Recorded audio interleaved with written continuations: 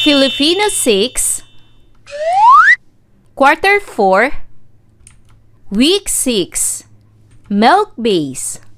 Ang paksa ng ating aralin sa araw na ito ay pagtukoy sa sanhi at bunga sa binasang teksto, pagtukoy at paggawa ng diagram ng ugnayang sanhi at bunga ng mga pangyayari, problema at solusyon. Ito ay mula sa Learner's Packet Lip. Hello kids! It's me, Teacher Frel. Don't forget to subscribe, like, and share, and hit the notification bell for the latest video. You can also follow my Facebook page, Teacher Frel TV.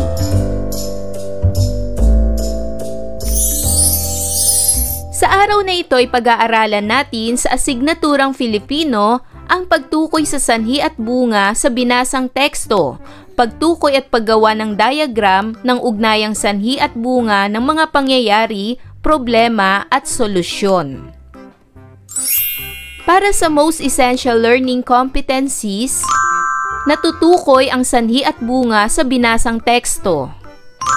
Natutukoy sa diagram ang ugnayang sanhi at bunga ng mga pangyayari, problema at solusyon. At nakagagawa ng diagram ng ugnayang sanhi at bunga ng mga pangyayari, problema at solusyon. Pamilyar ka ba sa sanhi at bunga? Sa araling ito ay iyong matututuhan ang pagkakaiba ng sanhi at bunga maging ang paggawa ng diagram na mag-uugnay sa mga ito. Ang pagtukoy sa sanhi at bunga ay isang magandang paraan upang malaman kung paano nauunawaan ang pagkakaugnay ng mga pangyayari. May mga pangyayaring may kaugnayan sa isa pang pangyayari. Ano nga ba ang kahulugan ng sanhi? Ang sanhi ay pinag-ugatan at dahilan kung bakit nangyari o ginawa ang isang bagay. Ang hudyat na nagpapahayag ng sanhi o dahilan ay ang sumusunod.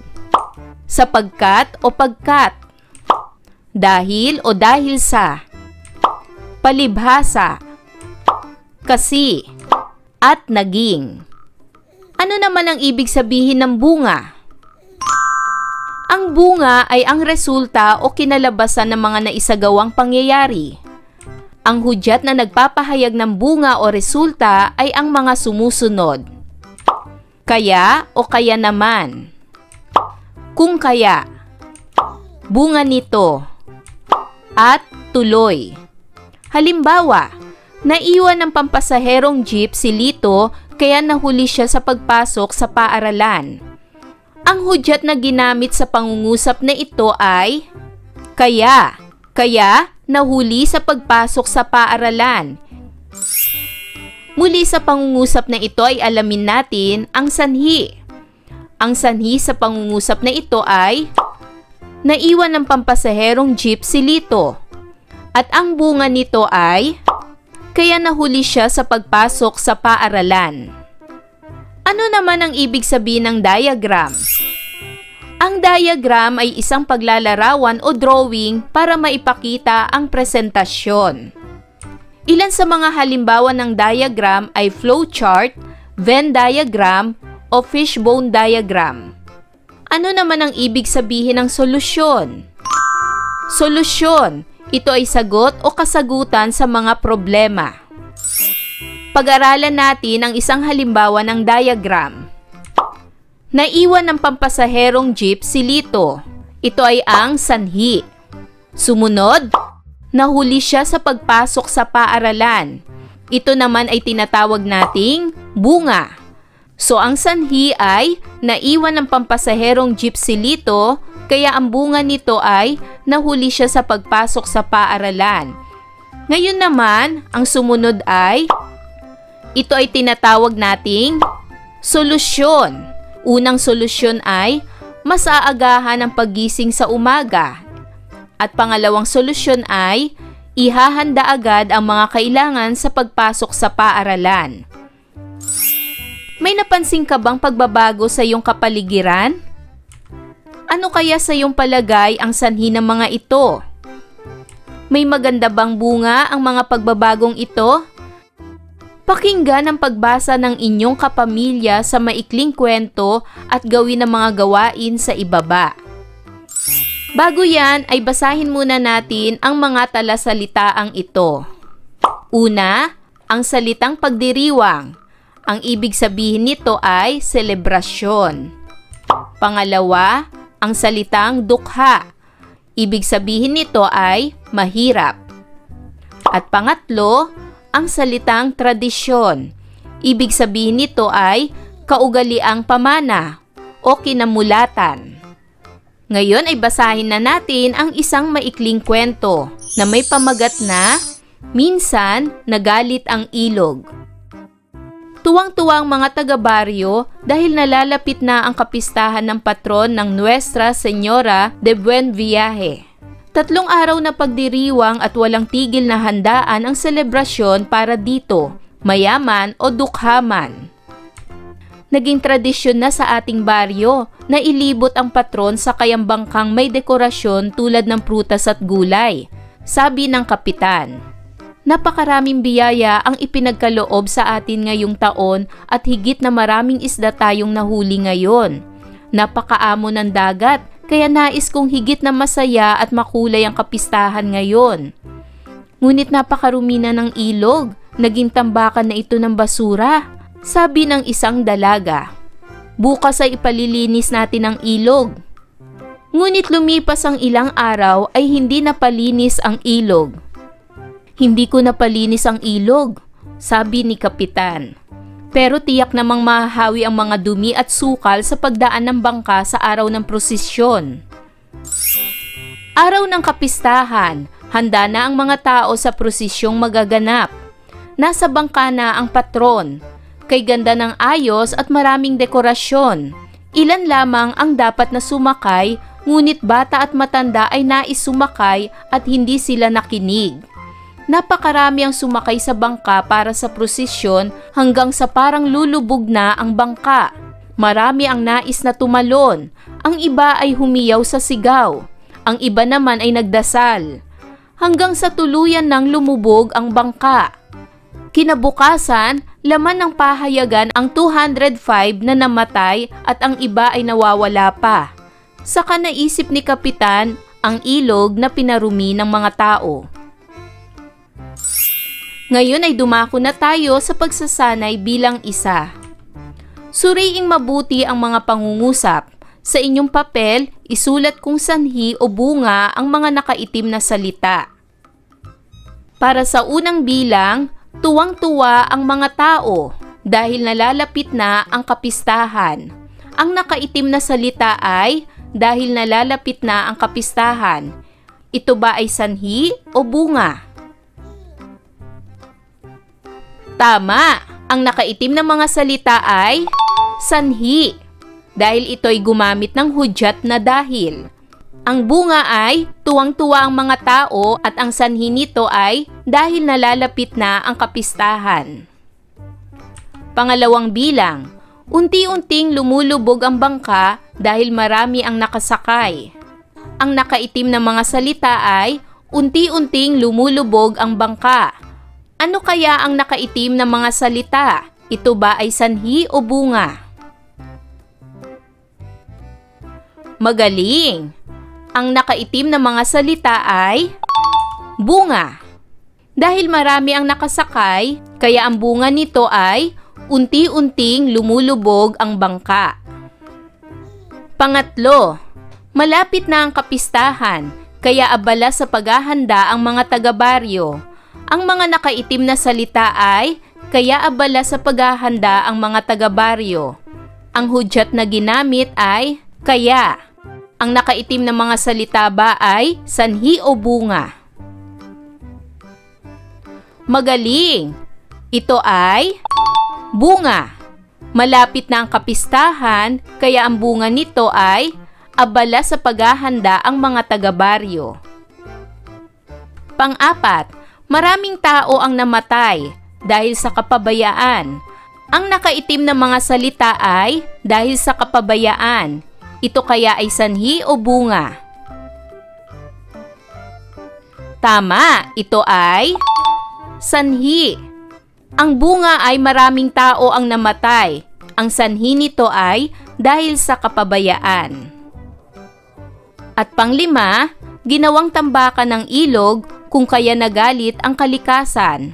Ang nakaitim na mga salita ay ginawang tambakan ng ilog. Ito kaya ay sanhi o bunga? Tama, ito ay sanhi. Ang bunga ay kung kaya nagalit ang kalikasan dahil ang sanhi nito ay ginawang tambakan ang ilog. Dumako naman tayo sa pagsasanay bilang 2.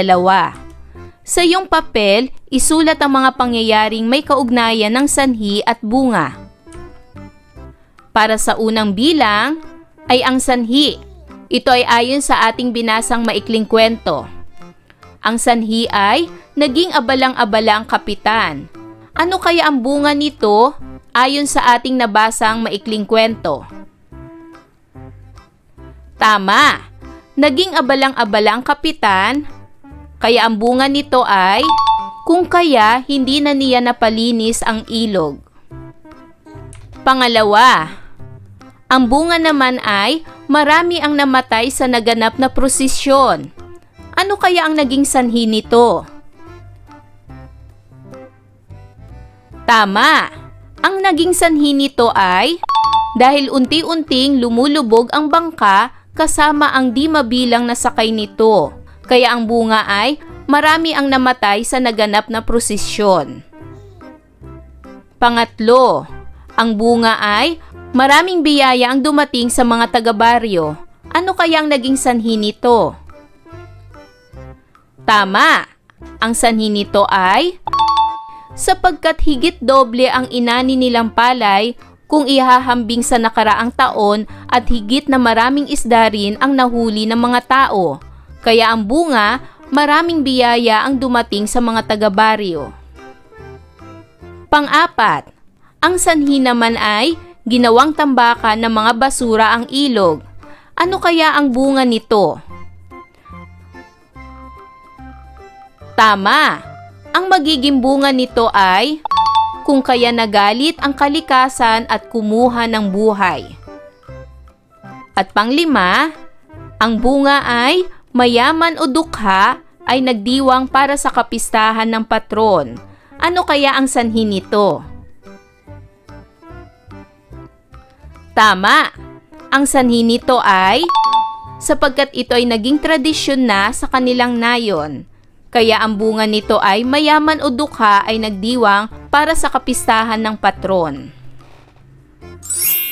Para naman sa pagsasanay bilang 3, bigyang lalim ang iyong kaalaman hinggil sa sanhi at bunga. Pagtambali ng mga pangyayari sa hanay A at hanay B na nagpapakita ng sanhi at bunga. Isulat ang titik ng tamang sagot sa inyong sagutang papel. Para sa unang bilang, maraming hindi sumunod sa tamang protokol. Ito ang naging sanhi. Ano kayang magiging bunga nito? Hanapin sa hanay B. Tama! Dahil maraming hindi sumunod sa tamang protokol, ang magiging bunga nito ay nasa letter B. Kaya naman, marami pa rin ang nagkakasakit. Pangalawa, dahil sa nararanasang pandemya, ano kaya sa hanay B ang magiging katambal nito? Tama! Ang sagot ay nasa letter D. Tuloy naghihirap ang mga tao. Pangatlo, nahihirapan ang mga tao. Ano kaya ang katambal nito? Hanapin sa hanay B. Magaling! Ang tamang sagot ay nasa letter E.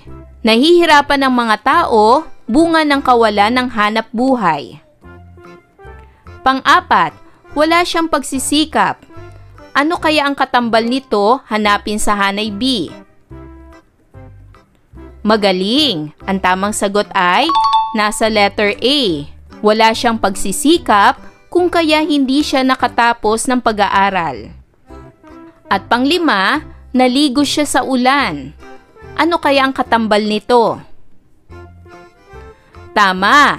Ang katambal nito ay nasa letter C. Naligo siya sa ulan, kaya naman bigla siyang sinipon. Para naman sa pagsasanay bilang 4, pag-aralan ng diagram, isulat ang posibleng bunga at solusyon base sa sanhi na nakasulat. Gawin ito sa inyong papel. Ang sanhi na nakasulat ay patuloy na pagdami ng mga batang sobra sa paggamit ng gadget. Ano kaya ang mga posibleng bunga nito?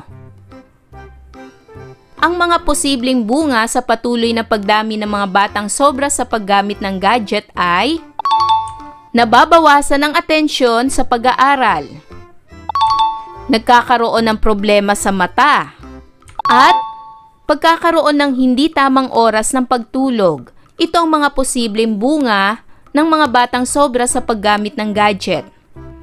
Ano naman ang mga solusyon na dapat gawin upang masolusyonan ang mga bungang ito? Ang solusyon ay pagtatakda ng oras sa paggamit ng gadget, bawasan ng oras sa paggamit ng gadget, pagbibigay ng alternatibong aktibidad, at pagbabahagi ng quality time sa pamilya. Para naman sa pagsasanay bilang 5, natukoy na ninyo ang sanhi at bunga sa mga naunang gawain. Sa inyong sagutang papel, punan ang diagram ng sanhi, bunga at solusyon. Narito ang diagram. Maaring ito ay edukasyon sa kabila ng online learning dahil sa pandemya. So ang sanhi ay kakulangan ng gamit at internet sa bahay. Kaya ang bunga nito ay pagkawala ng interes ng mga bata sa pag-aaral. Ang dapat na solusyon ay pagkakaloob ng libreng internet at tablet o laptop sa mga estudyanteng nangangailangan upang mas maging pantay ang oportunidad. Tandaan, ang pagtukoy sa sanhi at bunga ay isang magandang paraan upang malaman kung paano nauunawaan ang pagkakaugnay ng mga pangyayari. May mga pangyayaring may kaugnayan sa isa pang pangyayari. Ang sanhi ay pinag-ugatan at dahilan kung bakit nangyari o ginawa ang isang bagay. Ang hudyat na nagpapahayag ng sanhi o dahilan ay ang sumusunod: sapagkat o pagkat, dahil o dahil sa, palibhasa, kasi, at naging. Ang bunga naman ay ang resulta o kinalabasan ng mga naisagawang pangyayari. Ang hudyat na nagpapahayag ng bunga o resulta ay ang mga sumusunod: kaya o kaya naman, kung kaya, bunga nito, at tuloy. Halimbawa, naiwan ng pampasaherong jeep si Lito kaya nahuli siya sa pagpasok sa paaralan. Ang hudyat na ginamit upang malaman ang bunga ay ang salitang kaya. Ayan mga bata, naunawaan niyo ba ang ating aralin sa araw na ito? Kung ganon, magaling! Mga bata, sana'y marami kayong natutunan sa ating aralin. Hanggang sa susunod na video lesson, paalam! Thanks for watching!